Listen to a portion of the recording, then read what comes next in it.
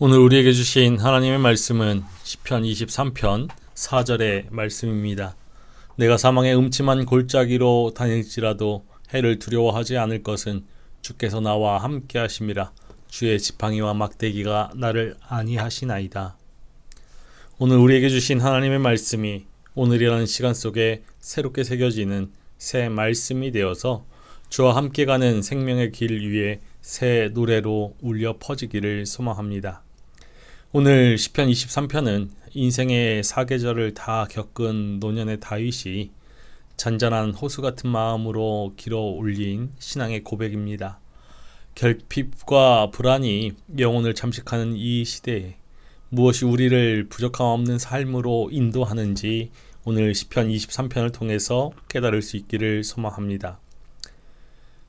시편 23편은 신뢰의 시로 분류되는 유명한 시입니다. 오랜 세월 신앙인들에게 가장 많이 사랑받아온 시편으로서 시편의 진주라고도 불리우죠. 시편의 내용이 그만큼 폭넓고 깊은 공감의 힘을 가지고 있다라는 뜻일 것입니다.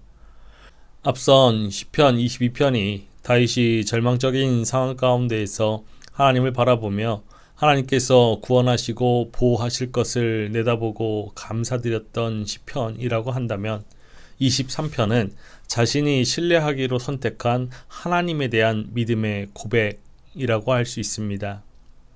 여호와는 나의 목자시니 내게 부족함이 없으리로다. 다윗은 하나님을 나의 목자라고 부르면서 시편을 시작합니다. 자신을 양으로 하나님을 목자로 표현하고 있죠. 목자는 양을 인도하고 보호하는 일을 하는 사람입니다.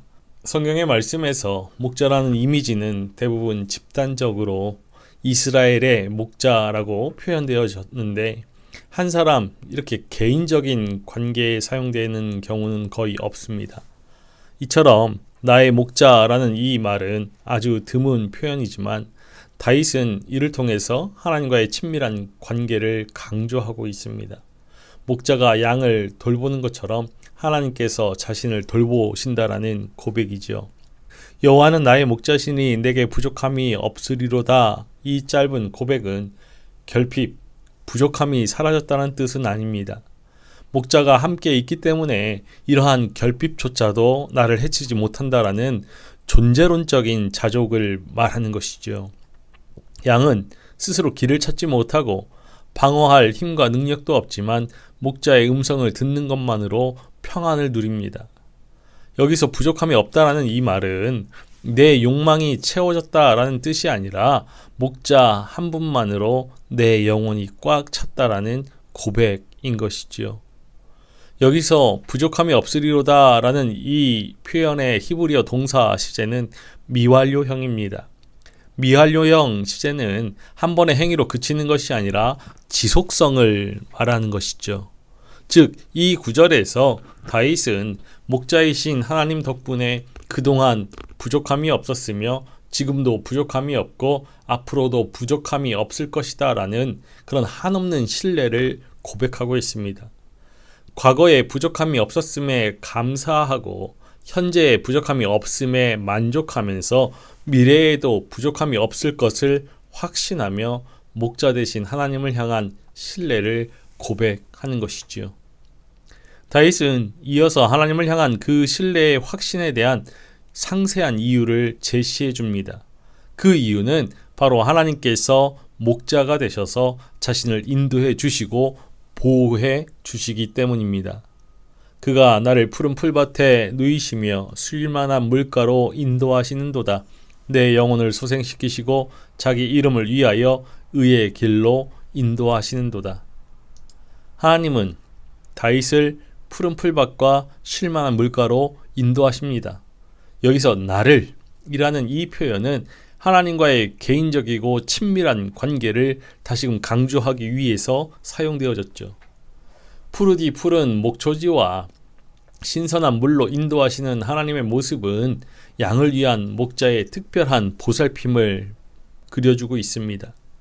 목자는 양을 쉴만한 물가로 인도하고 지친 영혼을 다시 일으켜 세우지요. 영혼, 곧 생명이 자리하는 곳에서 다윗의 생명력이 북돋아집니다. 소생시키고라는 히브리어는 슈브인데 되돌리다 혹은 회개시키다 라는 뜻도 있습니다. 단순히 기력을 보충하는 수준을 넘어서서 길을 잃고 헤매던 영혼을 다시 본래의 자리로 돌려놓으신다라는 뜻입니다. 푸른 풀밭과 쉴만한 물가는 목적지가 아니라 의의 길을 걷기 위한 영적인 재충전소라고 말할 수 있죠. 하나님은 개개인의 사사로운 이익이 아니라 하나님의 명예, 즉 이름을 위해 그 백성을 의의 길로 인도하십니다. 히브리어로 길은 수레바퀴 자국을 가리킵니다. 이 길은 사람들이 들어서지 않는 좁은 길이죠. 하나님께서 인도하시는 의의 길은 올바른 길이지만 많은 사람이 피하는 의로운 좁은 길입니다. 여기서 두 가지를 우리는 주목해 볼 수 있습니다. 먼저 우리가 바른 길을 걷기 원하시는 하나님은 먼저 우리에게 필요한 것을 공급해 주시고 바른 길을 갈 만한 힘을 얻도록 하신다라는 사실이죠. 하나님께서는 우리의 연약함과 부족함을 아십니다. 그렇기 때문에 우리보다 먼저 우리의 필요를 아시고 공급해 주십니다. 그런 후에 우리를 바른 길, 의의 길, 거룩한 길로 인도하시죠. 그러므로 우리는 항상 목자이신 하나님께로부터 공급받아야 할 은혜가 있다라는 것과 그 은혜는 우리의 거룩한 삶으로 이어져야 한다는 것을 기억해야 하는 것입니다. 그리고 다른 하나는 자기 이름을 위하여라는 말씀입니다. 하나님께서 행하시는 모든 일은 하나님의 이름을 위한 것입니다. 하나님의 이름은 곧 하나님 자신을 뜻합니다. 하나님께서 당신 자신을 위하여서 그 영광을 위하여서 모든 일을 행하십니다.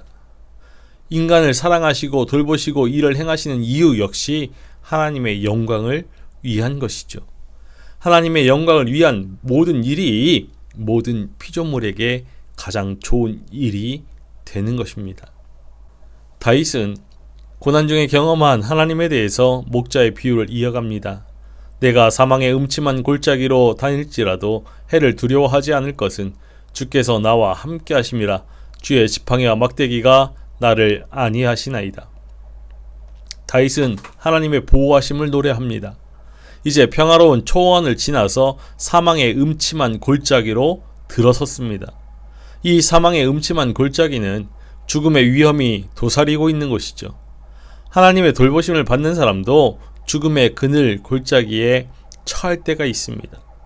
앞선 시편 22편은 그러한 상황과 처지에서 드린 기도였습니다.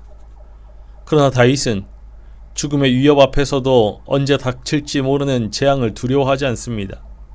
세상의 사람들과 신앙인의 차이는 죽음의 그늘 골짜기에서조차도 하나님을 바라보고 의지한다는 것이죠. 신앙은 골짜기를 피해가는 기술이 아니라 골짜기에서도 두려워하지 않는 능력입니다. 다윗이 해를 두려워하지 않는 유일한 이유, 이것은 바로 주께서 나와 함께 하심이라는 믿음 때문입니다. 이 구절이 바로 시편 23편의 중심입니다. 하나님께서 함께 하신다라는 확신은 신뢰의 확고한 기초가 되죠. 목자이신 하나님의 손에는 막대기와 지팡이가 있습니다. 막대기는 사나운 짐승이나 도둑으로부터 양떼를 보호하기 위한 무기로서 끝에 금속이나 못이 박혀 있습니다. 이에 비해서 지팡이는 막대기보다 길고 맨 윗부분이 활처럼 구부려진 나무로서 양떼를 인도하고 통제하기 위한 도구로 사용됩니다. 이처럼 목자는 보호용으로 막대기 그리고 인도용으로 지팡이를 들고서 양떼를 철저히 보살핍니다. 목자이신 하나님은 우리가 고난에 처했을 때 막대기로 악한 세력을 쫓으시고 지팡이로 인도해 주십니다. 이것을 알기 때문에 죽음의 목전에서도 두려워하지 않죠. 우리가 어둠 속에서 앞을 보지 못해도 목자의 지팡이가 내 몸에 닿아 있다라는 그 감각이 우리를 견디게 하는 것입니다. 주께서 내 원수의 목전에서 내게 상을 차려주시고 기름을 내 머리에 부으셨으니 내 잔이 넘치나이다. 이제 배경은 초원에서 잔치상으로 바뀝니다. 다윗은 목자의 비유를 내려놓고서 전쟁의 비유를 사용하고 있죠.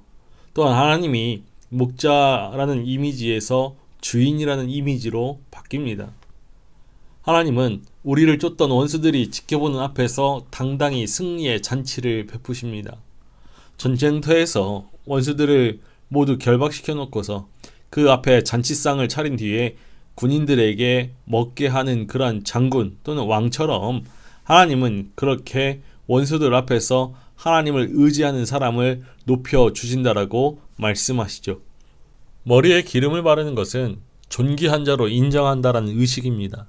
이렇게 머리에 기름 붓는 행위는 그를 씻어주고 원기를 회복시켜주며 영광스럽게 해주는 행동입니다.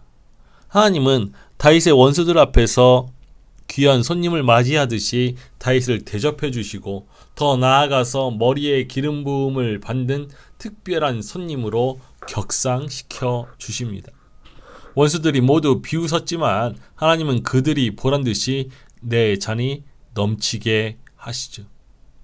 다윗은 잔이 넘치도록 융숭한 대접을 받으면서 하나님께서 자신을 원수들로부터 특별히 보호해 주신다라는 사실을 깨닫습니다. 진정한 승리는 원수를 멸하는 것이 아니라 원수 앞에서 평화롭게 밥을 먹을 수 있는 그런 마음의 여유를 갖는 힘입니다. 하나님께서 주시는 평강은 세상이 줄 수도 없고 뺏어갈 수도 없습니다.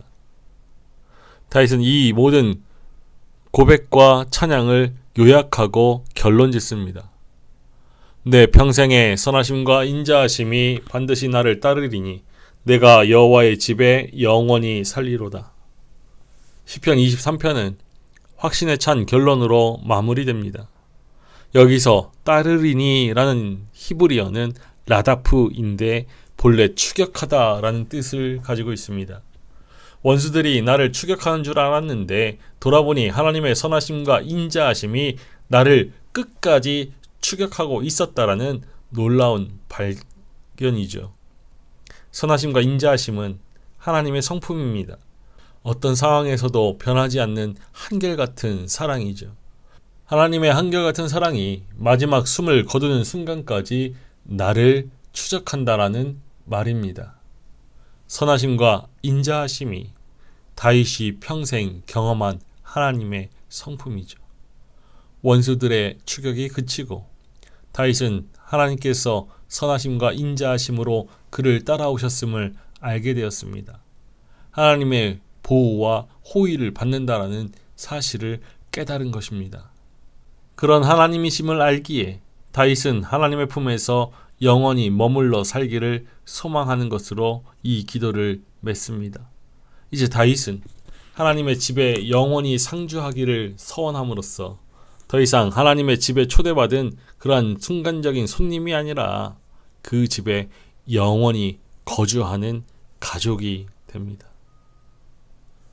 우리의 종착역은 푸른 풀밭과 쉴만한 물가가 아닌 하나님의 집입니다. 우리는 이 땅에서 나그네로 살지만 결국 목자 대신 하나님의 손을 붙잡고 영원한 본향으로 돌아가게 될 것이죠. 우리의 인생을 살다 보면 위험이나 도전이 닥쳐오기도 하고 어려움이나 아픔을 겪기도 합니다. 인생의 시간이 지나면 지날수록 고통과 아쉬움이 쌓여가는 복잡하고도 고단한 삶을 살죠. 때로는 사망의 음침한 골짜기 한복판에 홀로 고립되기도 합니다. 하나님은 그때마다 우리 인생의 외로운 나그네길에 찾아오셔서 친히 목자가 되어주시고 부족한 우리를 환대해 주시며 따뜻한 가족으로 맞이해 주시는 분이십니다. 양들을 사랑으로 돌보는 목자는 성경의 말씀에서 하나님에 대한 비유로 자주 사용되었습니다.